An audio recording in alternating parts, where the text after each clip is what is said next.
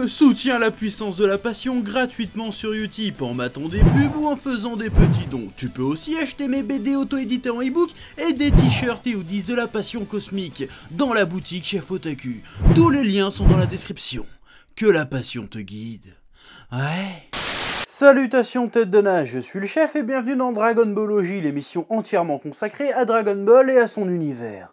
Ouais. Et aujourd'hui on va parler de Dragon Ball Super et tu n'es pas sans savoir que fut un temps je faisais des reviews hebdomadaires sur l'anime et que je continue encore actuellement à faire des reviews mensuellement sur les sorties du manga. Et du coup tu sais sans doute aussi que je suis un des mecs qui critique le plus le manga et l'anime sur le YouTube français. Ça je pense que t'es au courant de ça. Ma principale critique étant de dire que les histoires proposées avec Dragon Ball Super sont pour la plupart particulièrement plates et ennuyeuses.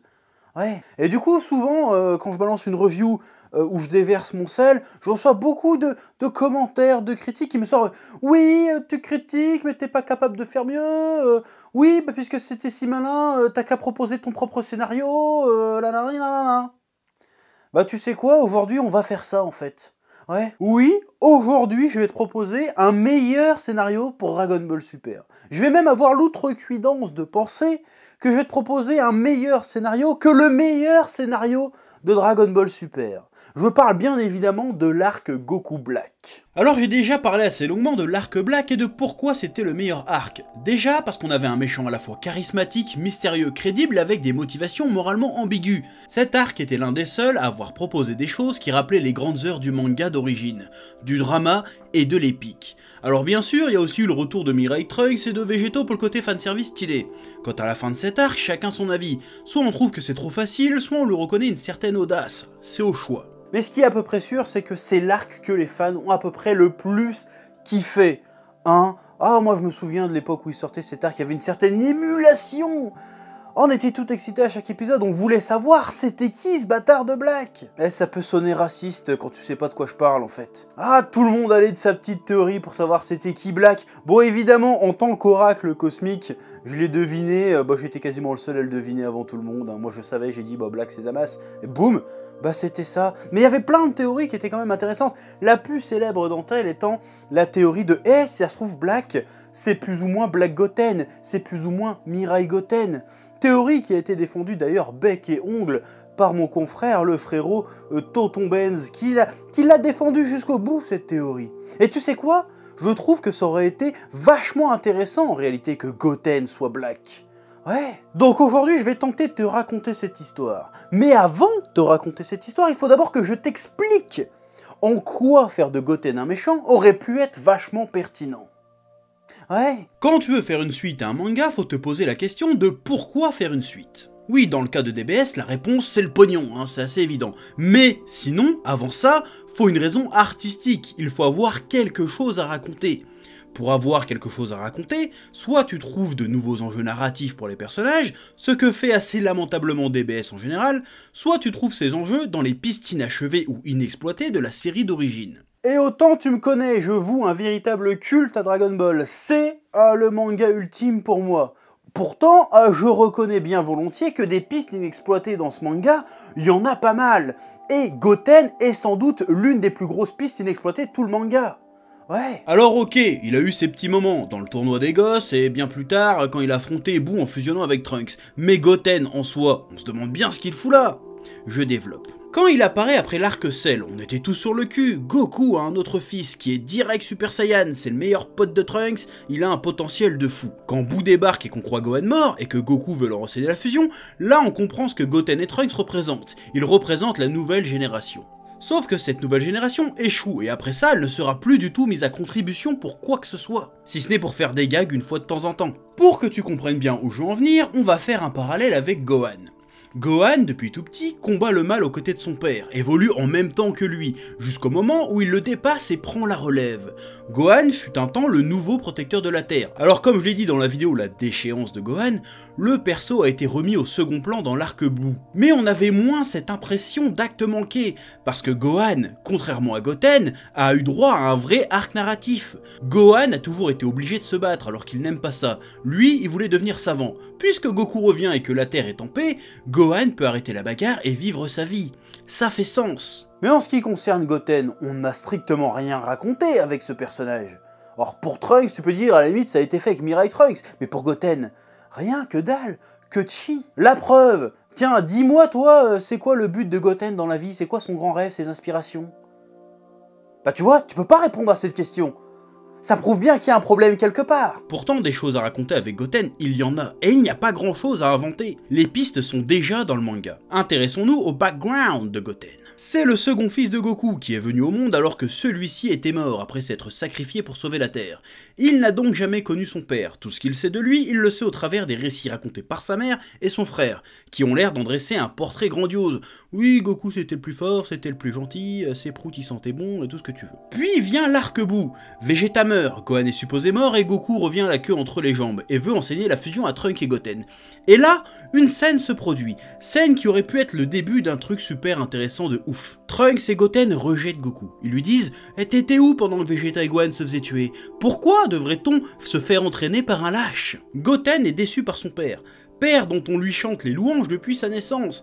Père qu'il a sans doute fantasmé depuis des années. Puis boum, l'illusion s'effondre. Une barrière se dresse alors entre Goku et Goten. Hélas, c'est désamorcé quasi immédiatement après quand Goku doit quitter la Terre et que Goten pleure dans ses bras. Ça aurait pu rebasculer quand Boo tue Chichi sous les yeux de Goten, genre « t'étais pas là pour protéger ma mère », un truc dans le genre. Mais ce n'était pas la première fois que Goku se rendait compte de la distance entre lui et son fils. On a eu une scène du même genre durant le Cell Game. Quand Goku envoie Gohan contre Cell et que Gohan refuse de se battre à fond et qu'il est en train de se faire niquer par Cell, Piccolo fait prendre conscience à Goku que Goku ne comprend pas son fils, ce qui nous amène à une seconde piste inexplorée. Goku n'est pas un père parfait, d'autant plus que le côté Goku mauvais père est ressassé sans cesse dans DBS, mais simplement utilisé comme un gag. On aurait pu en faire un véritable enjeu en traitant de sa relation avec Goten, le fils déçu par son père. En faisant de Black un Mirai Goten maléfique qui, déçu et délaissé par son père, aurait mal tourné, en l'affrontant, Goku aurait pris conscience de ses erreurs et aurait amélioré ses rapports avec ses enfants dans le présent. Mais ça aurait été le qu'est-ce que ça raconte. Il faut aussi nous intéresser au comment. Déjà, pourquoi utiliser Mirai Trunks et son voyage dans le temps? Bah déjà parce que depuis l'arc Cell, on sait qu'il existe une myriade de timelines alternatives qui ont été créées par les allers-retours successifs de Mirai Trunks dans le temps. Ce qui est d'ailleurs une autre piste inexplorée du manga d'origine que DBS tente d'exploiter avec l'arc Black. Ça a d'ailleurs été étoffé par l'existence des Anneaux du Temps, qui nous révèle qu'il existe au moins 6 timelines différentes. D'ailleurs, ces histoires de timeline, c'est un bordel sans nom. Parce qu'il y a forcément plus de 6 timelines, vu que Goku et Vegeta font plusieurs voyages et qu'ensuite Trunks et Mai vont encore dans une autre timeline. On peut donc tout à fait imaginer une timeline dans laquelle Goten, après une série d'événements, devient méchant. On y reviendra. De plus, vu que le sujet aurait été la relation Goku-Goten, ça aurait fait un bon parallèle avec la relation Mirai Trunks-Vegeta. Parce que Mirai Trunks, il ne s'est jamais fait d'illusions sur Vegeta. Pour lui, c'était un mec froid et méchant. Sauf qu'en le rencontrant, il s'est rendu compte qu'en fait, il avait un cœur, il avait des sentiments. Donc en vrai, faire l'histoire inverse aurait été hyper pertinent. On aurait même pu garder Zamasu et les Anneaux du Temps dans l'équation, en faisant de Zamasu le Piccolo de Goten. Les deux sont verts, sont plus ou moins d'anciens dieux. Piccolo est un ancien vilain alors que Zamasu est un ancien gentil.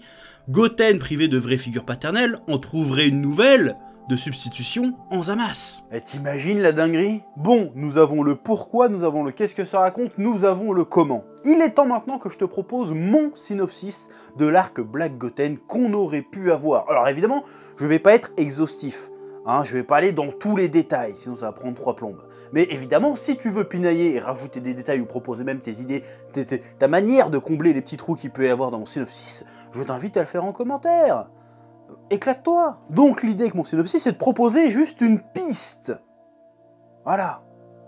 C'est parti. Tout commence dans la timeline X, ouais, on s'en fout du numéro.